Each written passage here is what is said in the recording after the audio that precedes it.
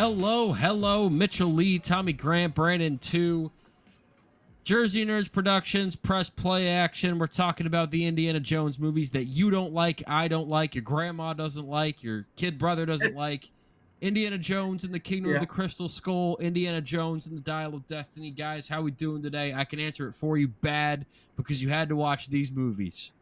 I think I'm just more upset that Dial of Destiny was like 2 hours and 37 minutes or something like that. Like I was just. Is that all? Is that all? Yeah, it was? It felt like 4 hours and 30 minutes. I watched this three on. separate times, Tommy. 3 separate times. I had to stop. I had to stop twice. I will admit, I watched this in one go. But yeah, it just dragged on, and this obviously we'll get to it. But that was the first one not directed by Spielberg. Good. It was the longest Indiana Jones movie. Yeah, and it did all the wrong things. No, we're skipping over maybe the worst one. So yeah, let's just go into I don't know. Just went straight. Let's start with the precursor to Disney ruining Lucasfilms by starting with Kingdom of the Crystal Skull. Disney didn't have anything to do with this. They might as well. Yeah, this was still Paramount. This was Paramount Pictures. No. I know it was Paramount because at the beginning of the movie, Disney had not bought out Lucasfilms yet? They had not bought out Lucasfilms. And they bought out Lucasfilms in 2012. That's the this movie was 2008. I'll be honest, I honestly thought this was a Disney. At the beginning of the movie, it shows you like the Paramount. I don't know why Steven Spielberg came back. I was truly convinced that this was like a Disney bought Lucasfilms. No, here's a lot of money. I think he thought he had a story. I think. He came back willingly for this movie. As we talked about last week, he doesn't do a movie unless he thinks there's like actually a story. But that's what makes me more concerned, though, is the fact that he came back and did this movie and thought there was something there. Yeah. I mean, to be fair, there was a plot point that would have been interesting had it actually been executed well, and it wasn't. So I don't think see, for me, it felt almost like a cop-out in the sense that it was almost a repeat plot device of like the first and third Indiana Jones movies. Oh, then he went back to the well. Yeah. The sense that like you're chasing a religious relic. Granted, this was not a Christianity religious relic. It was obviously an alien skull. But which, by the way, you have the villain obsessed. You have the villain obsessed with obtaining knowledge from this device, which is basically the plot device that was used in the first and third Indiana Jones movie. No, that's a good point. Destroyed in the exact same way as the first Indiana Jones movie, where she basically just got absolved into all this power from the skull, in the same way that the Ark of the Covenant basically destroyed all the people staring at it.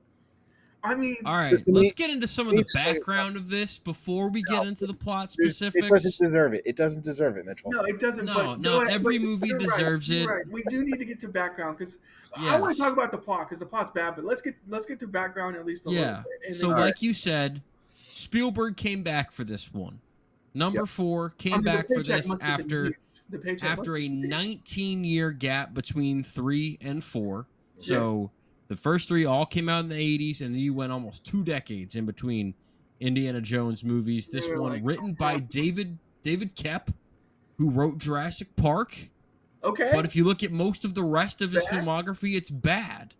That's why when people were like, "Oh, he's coming back for Jurassic World Rebirth," I'm like, have you seen the other movies? Jurassic Park? He also wrote the original Spider-Man and also the original Mission Impossible. When you say the original Spider-Man, do you mean the Tobey Maguire? Like Tobey Maguire, original. I mean, that's a good. That's a good movie. That's a good movie. Okay. That's good writing. I think. He also wrote. Let's see. He wrote. Angels and Demons. Okay. He wrote The Mummy 2017. Okay, The Mummy is a bad. Yes, but 2017 came out post Crystal Skull. I was looking at movies. Yeah. Crystal Skull. He wrote The Lost World Jurassic Park. Yes, he did. That's not good. Is that on him or is that on the studio for being like, we have to do something? And he's like, okay. That's on everyone involved. Yeah, fair. But, so this one stars Harrison Ford, Karen Allen returning, Kate Blanchett. We got some top tier talent. We got Ray Winstone. You got me We got going. John Hurt, Jim Broadbent. We got Transformers boy himself, Shia LaBeouf.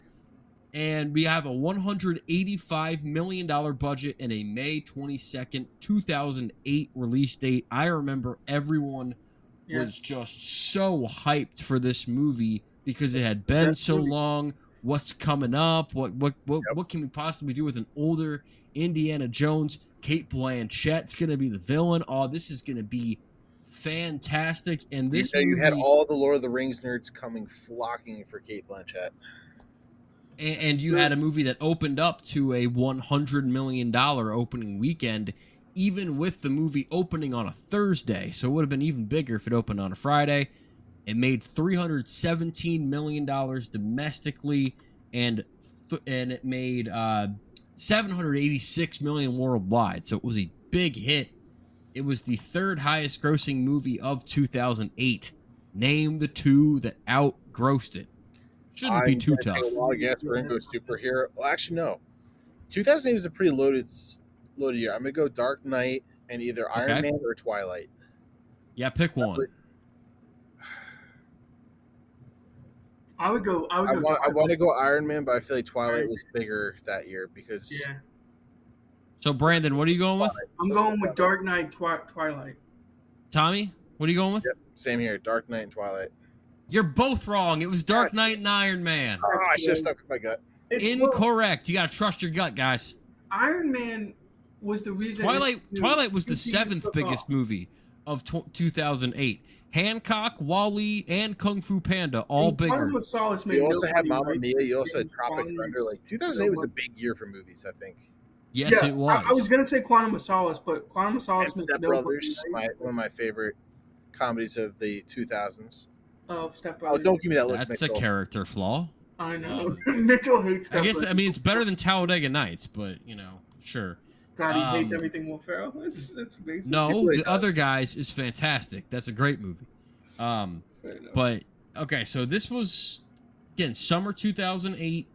Iron Man opened things up, and then Indiana Jones around Memorial Day. People getting pumped up for this movie, and this was a movie that had a very similar sensation that Phantom Menace had when it came out, where people were hyping it up for years, and then it came out disappointed. No, not even necessarily that they left disappointed. They left in denial. They left, and it took them years to realize that movie was bad. What the hell? Like, they left it like, it's good. The movie to realize it was bad. But I remember watching this. Somebody got it for Christmas, like in their stocking, and we sat down and watched it on Christmas night. Good Christmas number. And I watched this movie, and I'm like, guys, this sucks. This is terrible. What the hell am I watching? And then I watched it again before Dial of Destiny and went, this sucks. And you know what? My opinion has been the exact same for the last 17 years. Never changed. This is my least favorite Indiana Jones movie, although it got some very stiff competition from Dial of Destiny, but I do think that this is the worst one. I think it's a toss-up. It's very close. But I will say this, Tommy. Again, Mitchell was talking about, I guess, like the consensus being like everyone's in denial. I knew 4 minutes after this movie, I was like, "What do we do?" I was like, "This is like what is happening?" Like the ending of this movie is wild, and we can get into that. But just the plot throughout is just all over the place, and I just don't think it's executed. The fridge nuking scene has become infamous because it deserves to be infamous. Indiana Jones survives a nuclear blast in a fridge. I think that's crazy. And then the funniest part was they brought, what was it, like a lawyer? I don't know who they brought back. Yeah, but it's a lead line fridge. Fuck you.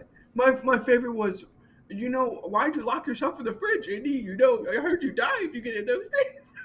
I was just like, what are we doing? What is this like dialogue? I'm like, can we move on to the next scene? Like, please. And it's bad from the get-go because you have these stupid CGI moles that appear at the very beginning, and then they appear at the fridge scene too. And it's like, so we're gonna get some bad CGI in this movie, huh? And I think boy howdy. And I think that's what really hurt this movie. Like the story was a little crappy too, and it's just all over. Again, you have Steven Spielberg coming back. You have a great cast. You have everything what should have been a fantastic movie, but I think what really took away from the magic of Indiana Jones was the fact that they introduced CGI into it. Whereas like the original trilogy, like what we were talking about last week, is like Yeah, part of what made these movies so fun to watch is it's like practical. it's fake and it's all practical effects. Whereas now you still have the practical effects, but you have so much CGI later on top of it that it takes away from that nostalgia feeling and that magic of cinema and stunts. Yeah, I don't I think mean, we're gonna have a lot of positives. So let me get out of a positive real quick. I like the Foley work.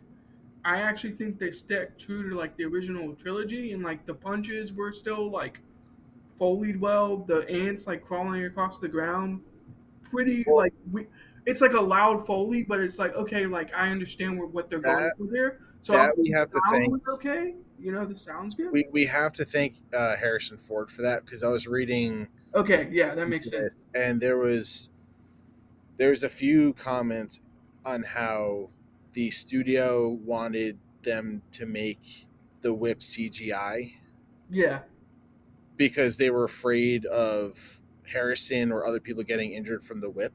and he was And like, no, Harrison Ford was like, "No, we're using the real whip because like this is fucking Indiana Jones. We're using the real whip.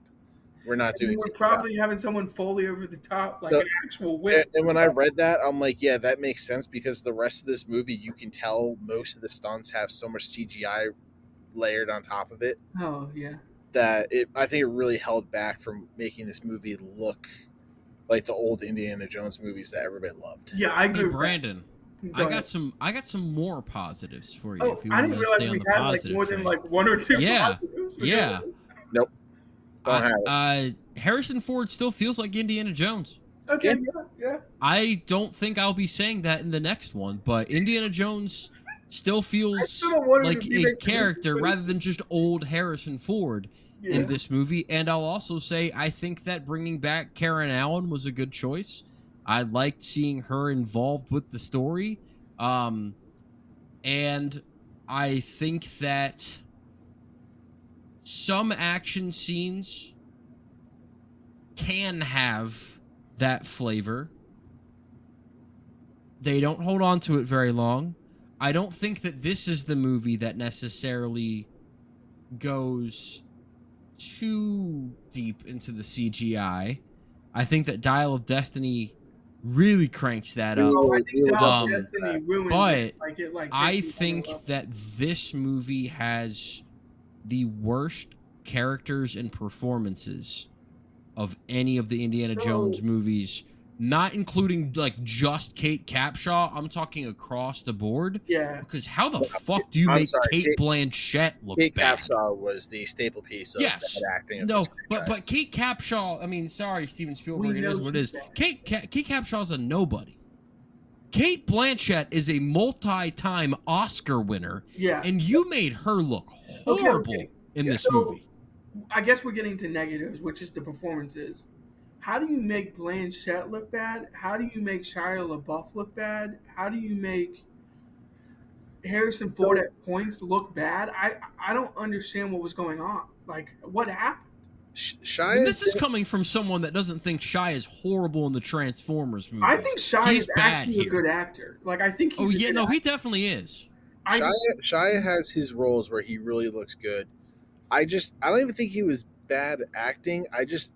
He didn't fit, and I think that's also because like the original trilogy is set in the 30s, right. have the World War II Nazi kind of timeline going on, and all of a sudden we jump forward and we're in the middle of the.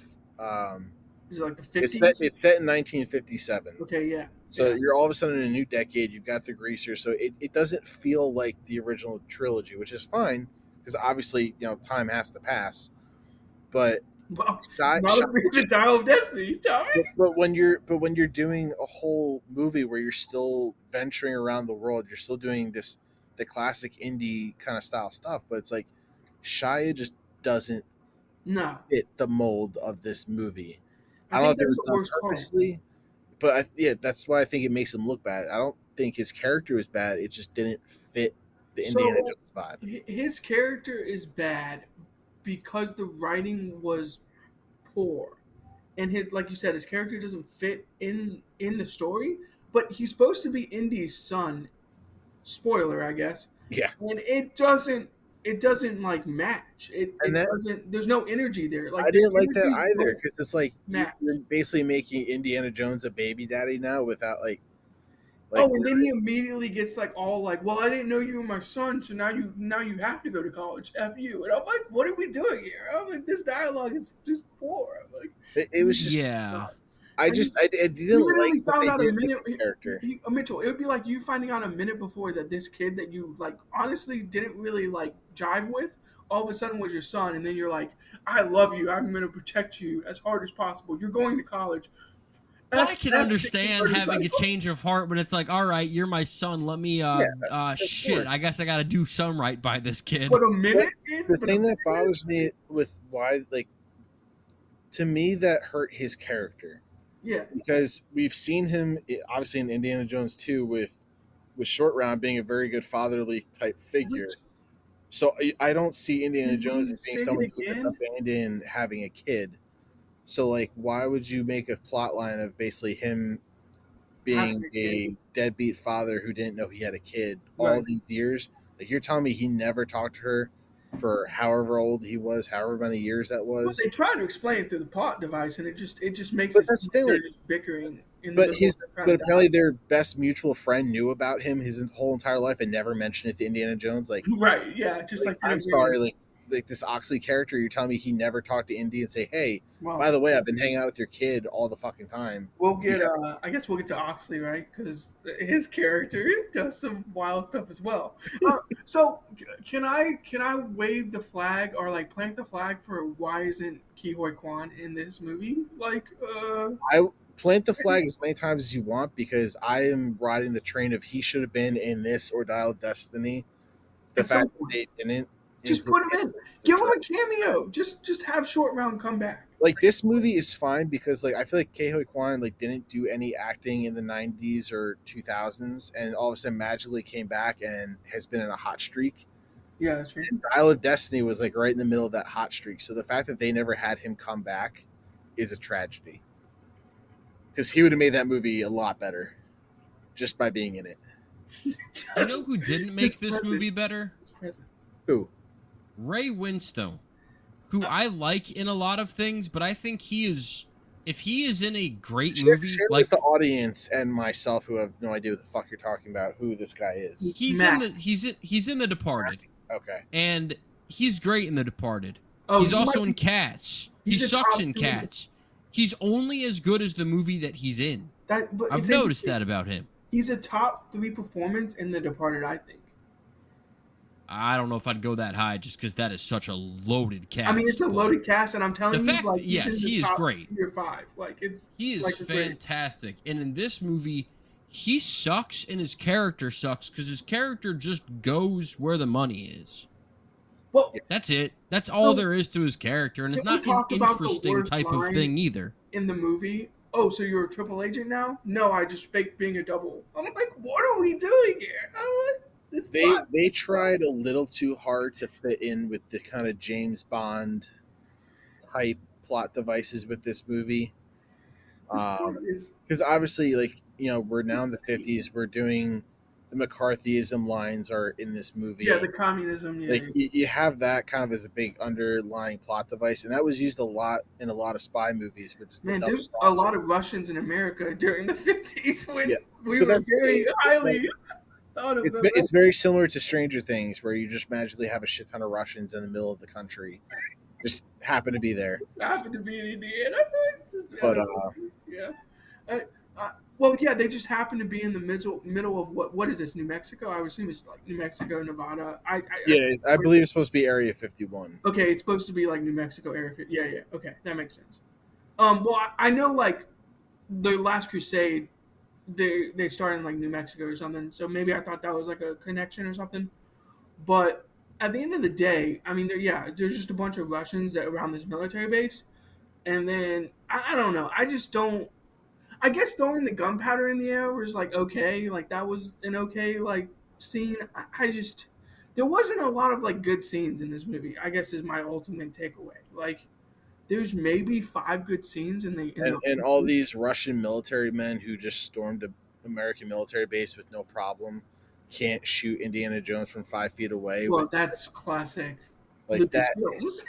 It's Well, we got Shia LaBeouf swinging with the monkeys. oh yeah. That might be my favorite scene.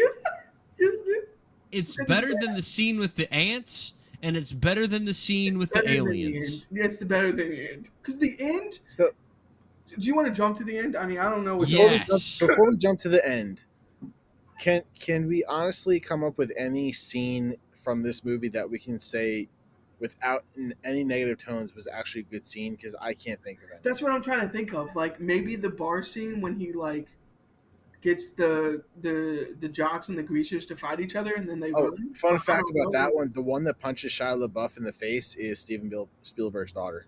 Oh, sick! Yeah, I mean, okay. So now we're just putting people in movies. Which means she's fun. also got that Kate Capshaw acting genes. Well, she wasn't bad, that's for sure. She didn't fail or lie. I mean, I'll just say that I thought that again, any scene between Harrison Ford and Karen Allen, I enjoyed. Yeah, I thought that Karen Allen was a very welcome presence in this movie. But how many scenes is that? Like 7? Hey man, I'm trying here. I think the only scene that I found enjoyable to watch, only because I thought it was funny, was the scene when they're in the quicksand and they got tossed a snake to Indy to pull him out with. Yeah, that was kind of funny and I enjoyed it. But that one wasn't too bad. I think there are like good scenes. It's just the majority of the movie I didn't feel like I cared. And I guess yes, and for a movie that's 2 hours and 2 minutes long, to not care and be annoyed by some of the characters, that's a problem. Yeah, but let's jump to the end because the end is where I'm actually like mad. I don't know if you want to start, Mitchell, because you go ahead. When you say CGI is bad in Dial of Destiny, I agree, but I don't think there's any CGI that's worse than. Well, there is in Dial of Destiny, but the aliens. The alien CGI is rough, and that wasn't good in 08 either. I don't know who made that decision to include aliens. I guess it's fine that they did, but it's just I don't understand. You think it's fine that they did? I don't. I think it's fucking horrible. I'm trying to find a positive, but there isn't because I don't understand the plot point of aliens in a Indiana Jones movie. I don't get it. What they really lost a good opportunity on was to make the Crystal Skull similar to E.T. and have E.T. be the fucking alien that that would have actually been the cameo would have been cool. And show a dark side to E.T. where he just fucks her up. Yeah, that would have been a cool cameo. And instead we get this CGI rough looking alien, a CGI flying saucer, and then we get some ridiculous 1-2-liner by Harrison Ford that is just so disingenuously given, and then all the characters are like, all right, team break, let's go. And then the wedding scene, like what a flop of an end scene, like to set up Shia being the next one, and then they just didn't do it completely. No, I think they knew that wasn't going to happen. So, hold on. You make this movie, you make him the son, and then you realize like how bad it looks, how bad it is, and then you still go through the storyline and like editing and everything. Like I feel like they could have reshot the movie and been like, okay, LaBeouf's not gonna be his son. Like we're gonna reshoot like 3 scenes. We're gonna take out the son aspect. They could have pulled a Rey Skywalker and just like decide the last second who her lineage was going to be, right? And deal with Shia LaBeouf's character. Like, yeah, you know what? I'm going to need you to stop with the constant Star Wars hate. I can't. It's because it's Lucasfilms. He's like locked in. Stop overlapping over Lucasfilms. But George Lucas is attached to this movie, so it's guilty by association. The end scene, as Tommy was saying, the last scene is just the wedding scene is just crazy. I don't understand what we're doing there. And I guess the good part, Mitchell, I'll say this: the good part, every time the Indiana Jones theme comes on, I think John Williams is the GOAT. I just continue to tell myself Yeah, I jobless. think they overused it. Yeah, They overuse it way too feel much. the same in this one.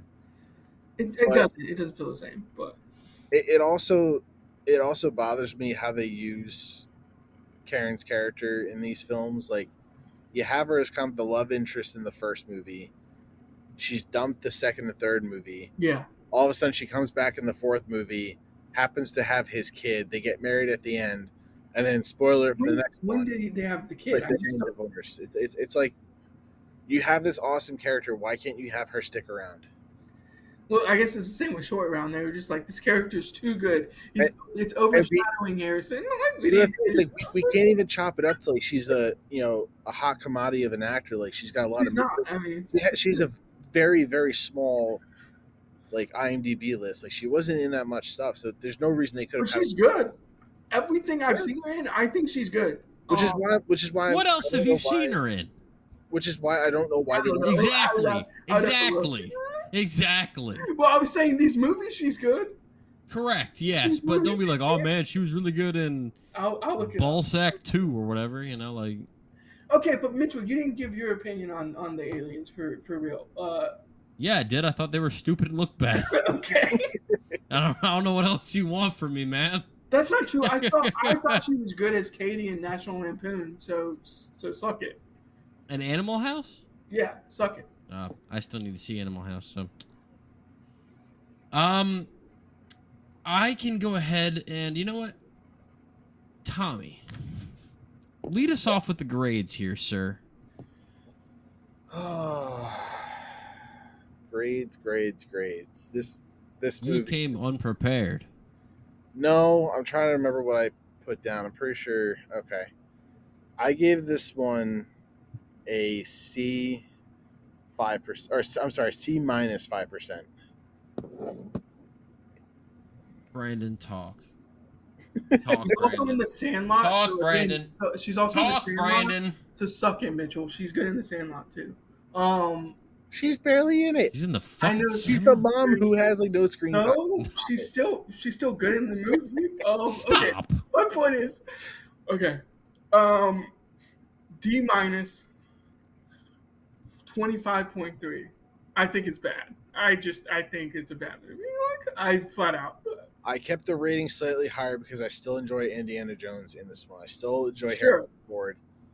I don't have a bad thing to say about Harrison Ford. Like, I mean, he wasn't good in the movie like the whole time, but like Mitchell said, he's Indiana Jones. Like, I liked it. He held it strong enough to keep it a very, very low C for me. But aside from that, nothing was worth watching. Mitchell, can I give my The Last Crusade, because I did watch that too? Can I give that grade real quick? Yeah, please do. A 70.4 is going to be my grade for The Last Crusade. So I thought that was an awesome movie. How far the franchise has fallen. Hold on. To a D minus. Hold on a second. Brandon, what was your grade for Crystal Skull again? D minus 25.3. Is this the closest that Brandon and I have ever been on a grade? I hope so. Oh, shut because the fuck. I'm at a super close on the rating. No. I'm at D minus 25.14. Let's go. So like we are breathing the same breath of hatred for this movie, and the Razzies agreed. Oh, okay. It did not get. That's what I'm here for. Is the Razzie Awards? Well, they basically made up a category, but I'm all here for this category. And Indiana Jones and the Kingdom of the Crystal Skull won this category, and that was worst prequel, remake, ripoff, or sequel. And Indiana Jones and the Kingdom of the Crystal Skull won that movie over The Day the Earth Stood Still, Speed Racer, Star Wars The Clone Wars, and a joint combo of Disaster Movie and Meet the Spartans, which I have no idea how anything beat that. Those are two of the worst things ever done by mankind. So, yeah, it's tough to beat that. I think that's a reputation thing right there. You know, correct. Yes, I think it's more of a disappointment thing than anything else. Do people have that bad of opinion about Clone Wars? I guess we'll get to Star Wars eventually, but I always thought Clone Wars. The movie, yes, of the movie, not the show. No. Very low opinion of the show, of the movie. Interesting. Okay, I guess I don't hate the movie as much as other people, but yeah, go ahead.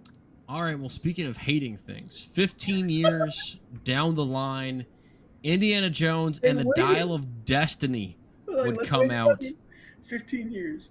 And this came out June 30th, 2023, directed by James Mangold, who everyone's like, James Mangold is going to kill it. The man gave us Logan. The man gave us Ford v Ferrari. This is the guy that if anyone knows how to do this, James Mangold is the one that is going to bring Indiana Jones back. And this stars Harrison Ford, Phoebe Waller-Bridge, Antonio Banderas, John Rhys-Davies, Toby Jones, Boyd Holbrook, and Mads Mikkelsen. Karen Allen is back. This movie has a budget that has been debated. It could be anywhere from $295 to $387 million. Disclose finances? I don't know, but it only made $384 million because people were fed up. And this movie lost a shit ton of money. This was a gigantic bomb. And this, every other Indiana Jones movie we've talked about, like, hey, it was the highest grossing movie of the year. It was the second or third highest grossing movie of the year. Indiana Jones and the Dial of Destiny in North America, and it did not do much better overseas, was the 12th highest grossing movie of 2023, which is insane to me because Indiana Jones was, I remember Crystal Skull and everyone was so pumped for it. And then I went to see Dial of Destiny on opening night and it wasn't even half full, which was shocking to me because I go see a lot of bullshit that puts people in seats. And that movie, like, I could stretch out. I had like damn near the entire row to myself. You're like, let me get my popcorn a seat. Let me get my drink a seat. So to adjust my prior statement from the last movie, I think a lot of that had to do with the fact that a lot of fans that would have seen this, fans of Indiana Jones, fans of Lucasfilms, they already saw what Disney did to Star Wars. Jesus fucking Christ. Well, Harrison Ford's a big part of that franchise. Harrison Ford was flopping those, and they saw like how bad it was destroyed. And I'm sorry, after Crystal Skull, 15 years later, this is just a cash grab. It's not going to have the same feel as a movie that was actually made out of passion and creativity. It just had Disney money and said, Harrison Ford, you need to come back. Steven Spielberg didn't come back, so that was another big sign of, hey, this probably isn't going to be good. I think that was a big thing. And like, as much as I enjoy James Mangold's work, I feel like if he went with a more grizzled Indiana Jones, it could have been cooler, but still, the story wasn't there. It was way too much CGI. Now, granted, the de-aging, I thought that was a very cool factor for them to actually throw in. I thought it worked. I mean, Brandon, I feel like we're going to be on the same page of this one because I thought it looked like fucking shit.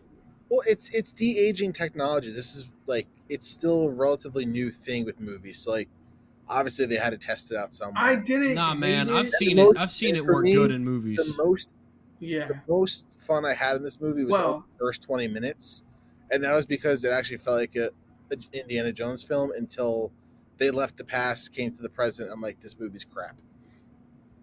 No, there's some stuff, and again, me saying this isn't my least favorite Indiana Jones movie is not an endorsement whatsoever. I still think this movie is horrendous. If you listen to the podcast that Brandon and Howie and I did at the end of 2023, this was on my bottom 10 worst movies of that year. It did not make my bottom 10. This is a horrendous movie, but I do have some positives for it. I think that the action in this movie is better than the action in Crystal Skull. I didn't like the de-aging of the opening scene, but I liked the action of the opening scene. Yeah, it got me in. I got into, okay, once we're back into like, people looking fucking normal, right? I think maybe we're going to be at a good place because I'm liking what we're doing here. I like the way that this that this action scene is playing out, and I'm having a decent time, and that's all I'm asking for. Yep. I think it's very obvious when the Indiana Jones franchise has a misstep. People don't love the last movie. They go back to the old well, the bread and butter. They bring back the Nazis. That is what matters to them. And honestly, it feels like Indiana Jones. So when I don't think the de aging looked good. I don't think it did. But I agree with Mitchell that like the scene itself was fine. I thought it was good. I enjoyed the action in the beginning, and then when we got to like as Mitchell said, the normal looking stuff, it was like, okay, we might have something here because like at least it feels like Indiana Jones. Like we left off with Nope. Crystal Skull, and it did not feel like Indiana Jones. I'm sorry, when he woke up to the Beatles playing, and then all of a sudden he became the grandpa from Up, just screaming at his neighbors and grabbing a baseball bat. I'm like, all right, it's just gonna be Grumpy Harrison Ford the whole movie. Well, that was my point. I'm with Tommy on this. No. That was my point. Is like in my head, I was like, oh, when I saw the opening scene, I was like, okay, we might be back to original Indiana Jones, and then I was like, boy, was I wrong.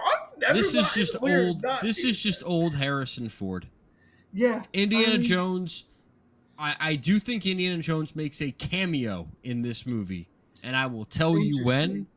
But it is later in the movie, and this is a 2.5 hour movie, and boy, do you feel the runtime on this thing. This is one of the longest movies that I've ever been to. Not because of the length, but because if I just had to go with how long did that movie feel, I'd be like, that was a nice 3 hour, 50-minute movie. And they'd be like, way wrong. That was 2.5. And I'm like, bullshit. You tell me where that extra hour 20 went.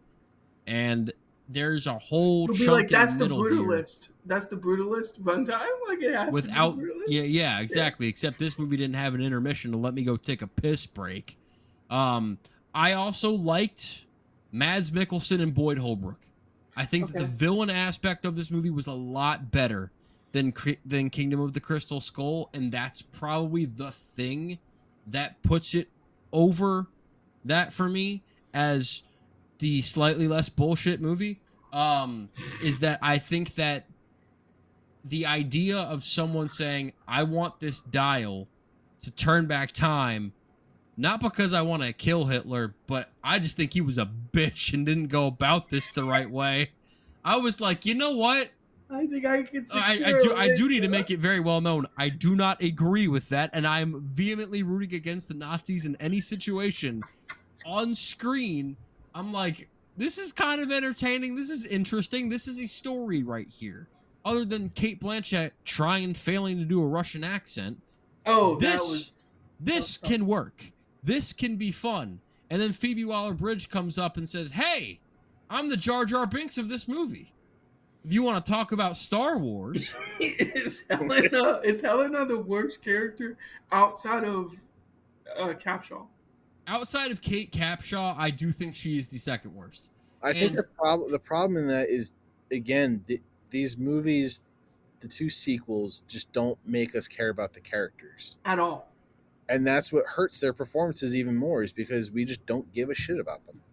Now, what I thought would have been better is had they brought Ke Huy Quan back and had him play the Basil character instead of that guy, and that could have brought some more nostalgia back from the original trilogy and actually made us care about what happened to his daughter. Mm-hmm.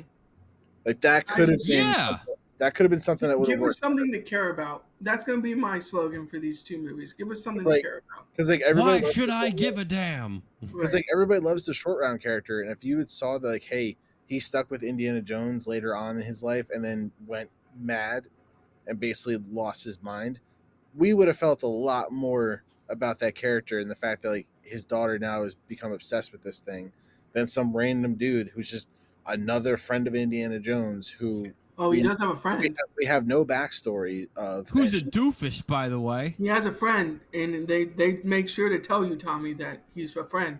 Teddy is a friend of Indiana. I just, it doesn't feel like the rest of the movies. and we bring this dial in, we bring time traveling. Okay, whatever. That plot device probably sucks, but then you just don't even execute it. Like, this movie pisses me off. This movie makes me mad. One I'm going to positive do thing. something that's going to piss Tommy off.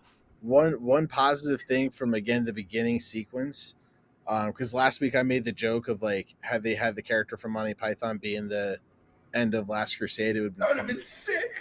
So when Indiana Jones is going through the train car with all the gold like relics and stuff, they have the holy hand grenade of Antioch, the hand grenade from Monty Python and the Holy Grail in that scene. I was like, holy shit, they did it. They brought Monty Python They into brought Monty Python into the universe. Hey, all hey, connected. Tommy. Yes. If you want to talk about Star Wars so damn much, I always do. I think that and again, for those of you saying, when the hell are you reviewing Force Awakens and the rest of the Star Wars movies? I don't know why I said Force Awakens first. That was a movie that was on my mind. Next year it'll happen. But in Force Awakens, you feel the history between Han Solo and Leia. You feel the history. Almost as if they have connection and the actors actually have chemistry, energy. It's easy for characters to say like, like the last 20 years or whatever. Like in that movie, I feel like you feel like it's these characters with 20 years of life experience, not just these characters talking about stuff that is 20 years on the page. This movie, every single line felt like, wow, I don't feel any history between anybody in any scene whatsoever. Because to quick talk about Star Wars, The Force Awakens, you have the whole plot line of the fact that they were married, they had a kid, their kid got fucked up, and they didn't know how to handle it, and they basically just split apart. It was a broken home. That's really what Star Wars is about. In a nutshell, their kid got fucked up. I don't think I've ever heard it put that way before. He became a Sith Lord and killed people. I'm trying to spare the details and just give a simple. It's just a parallel to Anakin, is what it is. They felt like failed parents, and they split ways and just stopped talking. Whereas in this movie, they split apart, had a kid that they didn't know about, came back together, reunited as a family. And then all of a sudden, where's Shia? Where's Shia? That's the thing. Years later, Shia is missing. They're apparently getting divorced now. Like, there's no backstory. Like, what the fuck is going on? Yeah, just give us something. Give us 2 minutes. I just want like, no. Shia runs away, and then the parents are distraught. He dies in like a motorcycle accident or something. And then that's why they get it. Like not to jump to the end, like not to jump to the end, but it's like all of a sudden you have her come back, and it's like, oh hey, you traveled all the way back in time, almost got killed, and now you're back. I kind of want to make up and be married again. Do you not remember the last time I was in your house? If I have to hear that line one more time, I'm going to throw something. I don't care about it. I don't care about. There was no chemistry between those two. Like what? Like what is going on? And hell, they at least brought John Rhys Davies back. I mean, yeah. Sure, fap. Who cares? Like, I will talk about the end here because I think it needs to be discussed. we need to jump to the end. I think the end is the worst part. Because I think the end is the most interesting part of the movie where, like, I actually give this movie props for the end, and then I take those props away. Okay. I was like, do you give me here's the thing. My note for the end was that I am pretty sure this was a joke that somebody gave at the pitch board as a joke, and then someone was like, yeah, that's a great idea, let's do it, and he was too afraid to say no, I was kidding. Someone was like, circle that bitch. But I need to know what element of it you're talking about, because the fact we find out that Mitchell. Nope, I loved that shit. I thought that was okay. Oh yeah, no, like the fucking Ark of the Covenant works, and there's this fucking medieval guy in the third movie that's been there forever. No, I can roll with that in the Indiana Jones. Aliens might be a little bit that's different stuff. No, but this, I'm actually down with it, and for a series that is so into archaeologic, and history and that type of thing, I thought that this was really cool that it worked, and we actually got to see Indiana Jones going back in time, which sounds really dumb when you say it out loud. No, but the way that it happens in the movie, I actually was like I kind of perked up. I'm like, oh shit, this movie's about to win me back. Stupid sequence of events, but to defend it and to agree with you, Mitchell, for the sake of Indiana Jones's character, it made sense for them to do it. Yeah, I thought it was a perfect way to end things off. I think that was a good executed part of what we're talking about. Is the actual end scene. But not even that. It's the fact that what they tried to show in the middle part of the movie where we were all probably sleeping is the fact that Indiana Jones. You're not kidding, because I fell asleep 3 times. He ain't wrong. Basically, like they were trying to show, like Indiana Jones is obviously he's old, but it was very similar. Really, he's old in these movies? Yes, but it was similar to. They never mentioned that. Shut the fuck up. It was similar to Toy Story in the fact that we're seeing now the age of us wanting to look in the past was over. We went to the moon. We're now in everybody's desiring, future technology that what's going to be there tomorrow. And his whole career is about looking at the past and learning from history. That's something that society has basically dropped, and that was kind of the pinnacle of society. Like nobody nowadays wants to be an archaeologist because who gives a fuck? Like no one wants to do that anymore. And I feel like this movie kind of really did a good job of showing like he was at that point in his life where his career was over. His whole, line of work is basically becoming obsolete because nobody cares about the past anymore. And now he finally How was he still a professor if he was about to get fired in the previous movie? Well, okay, I have a lot of questions. I have a lot of questions. But yeah, go ahead. Then you finally allow his character to go back to the past, the one thing that he's been so obsessed with his whole career. Yeah. And have that opportunity to actually physically witness it. I thought that was a very cool Okay. moment. So you brought up the whole time travel was so crazy and absurd that I'm like, how did they actually pull this off? Yeah, no. I think what we're getting at is the battle scene and meeting Archimedes. It was executed well. Like I thought it worked a little bit. But then I thought that was the end. Like I was like, oh, okay, this is the end of the movie. Like great ending. Like the rest of the movie kind of sucks, but this is a good ending for Indiana Jones. And then like Tommy mentioned earlier, they just bring back Grace Allen's character, and it's just, Karen Allen's character, and it's just like, what are we doing? Like, why does this scene need to exist? It feels like someone made the scene over the top and just edited it in. I would have enjoyed. And I know there would have been people that would have hated it, but I wouldn't have been one of them if they let Indiana Jones stay there. Because that's what he wanted. Yes, but instead we have this doofus of a character that we don't like, don't know, don't want anything to do with, and she makes the decision for him. She's like, Archimedes, you're a genius, but shut the fuck up. I'm like, what are we talking about here? I'm like, let him speak. I want to hear what he has to say. Like, he's Archimedes. Let him talk. That was I didn't like that character, but that was what put her over the top of being worse than Blanchett or Shia LaBeouf. That's fair. I will say this. Tommy brought up Obsession. There's one point in the middle part of the movie where he goes, "Why are you going to chase something that killed your father?" And she looks him dead in the eyes and says, "Didn't you do the exact same thing?" And I was like, "Oh shit!" That was the realest moment of the movie.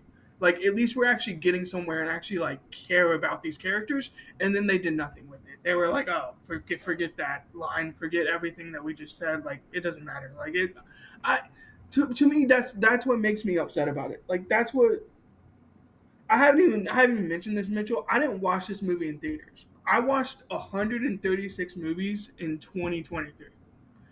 And I saw the reviews for this movie. I was pumped to see it. I was like, "Oh, I'm actually going to go see an Indiana Jones movie in 2023. I've heard it's James Mangold. It should be good." And then I actively avoided it until December 31st of 2023 and watched it as the last movie of that year, and I hated every second of it. Can we talk real quick about how forgettable Antonio Banderas is in this movie? Because I completely forgot. Yeah. I forgot he was in the movie. And when I was looking at the cast, I was like, wait, when the fuck was he in this movie? Brandon, I do not to like gas myself up by any means whatsoever, but I'm curious. You were there opening day, and I Was was the going fact that I went so hard on this movie a deterrent? No. Okay. No, Because I don't want to deter anyone from going to the movies. I'm being honest. I was seeing other people talk shit about it. One of my coworkers like loves Indiana Jones, and he's like, "That movie is not good. Like, don't." Oh, see so it. my opinion just doesn't mean shit to you then? No, Got it does. It you does. already know win situation. I just remember it kept staying in theaters, and like it wasn't making any money, and I was like, was it? It didn't stay in theaters near me at all because Indiana Jones came out again late June, and it got swept under the rug by a fucking QAnon movie in Sound of Freedom the next week, and then Mission Impossible came out, and then Barbenheimer came out, and by the time this movie was 4 weeks in, they're like, "Hey, Indy, get your old ass out of here. We got to make room for the new shit." That was the problem, is that I was going to see it, but I kept putting it off. And it sounds crazy that I was putting off an Indiana Jones movie. I was like, I'll see it eventually. Like, I'll see it. And then it's crazy that we've gotten to that point. Right. And now they're saying that they're going to revive the franchise, and everyone's like, stop doing it. Stop. Let it go. It's like Sean Connery and... It's like Sean Connery in The Last Crusade. Indy, let it go. I'm gonna plant the flag right here. If it's not Shia LaBeouf, I don't want it. Because I wouldn't want it if it was Shia LaBeouf. At least that makes sense for the plot. At least that makes sense for the movie. Like I don't like. I don't want that. No, because then there would have been no reason for him. Like, why have him not show up in Dial Destiny and then all? He got in a motorcycle accident. Did you know? He was in the hospital. Didn't they say that? Yes. Okay. They made up everything else in this movie. I mean, literally, the end. He's like, "Show me where it hurts." She puts up her elbow. He kisses it, and then the movie ends. I was like, "Why? Why are we bringing her back? It's clear that they got divorced. They didn't like each other. Now they like each other. Why isn't he in? Why did he stay back? If he would have stayed back, I would have given this movie like a C-. But I do not like this movie at all. Everything about it annoys me. So we can get to grades if y'all want. Well, before we get to grades, we got to talk about the fact that this was nominated for Best Original Score at the Oscars over Spider-Verse, which I was not a fan of. Who made that decision? Yeah, wasn't a fan of that. But also, this was nominated for 2 Razzies. It was nominated for that Best Remake, Ripoff, or Sequel that it won in 2008, and it lost. Oh, no. Brandon, what do you think beat it? In 2023, think about what you really hated in 2023. Prequel. Ripoff or sequel? Aquaman? No. Ant-Man? No, let's think about rip-off here. Let's put the emphasis on rip-off. Winnie the Pooh, Blood and Honey. Yeah. Winnie the Pooh, Blood and Honey took that award. Also, on my scale, by the way. What was it? 1.5? Yeah. It's not even that one over Dial of Destiny, Ant-Man and the Wasp, The Exorcist Believer, or who I would have given the award to, Expendables, which just sucked. Mitchell, ass. I think people need a good laugh. Winnie the Pooh, Blood and Honey is below War of the Worlds: The Attack, which was a Hulu movie that I saw. Which is a straight-to-smart fridge movie. Back on the Strip, which you would be like, okay, like that sounds like a weird title. It's about a stripper who does magic, and then it's just a stripper. And it's like, it's really funny. It's a bad movie. It's a bad movie. Dial of Destiny was also nominated for Worst Screenplay and also lost that to Winnie the Pooh, Blood and Honey. Well, if you put up like an actual like worst movie ever made against this movie, it's clearly not going to lose. But from where I thought that movie could be with James Mangold directing and it being Indiana Jones, that was my most disappointing movie of 2023. And the only thing that's close actually is Next Goal Wins, which is really funny. I'll explain that in a little bit. Quantumania was probably more disappointing to me because I expected more from a Marvel movie. I didn't expect much from Indiana Jones at this point. Majors was a good villain. Like See, I didn't even agree with that. I didn't think that he was very good in that movie. So, Okay, fair. let's grade up Dial of Destiny and get the fuck out of here. I gave it a D minus 5%.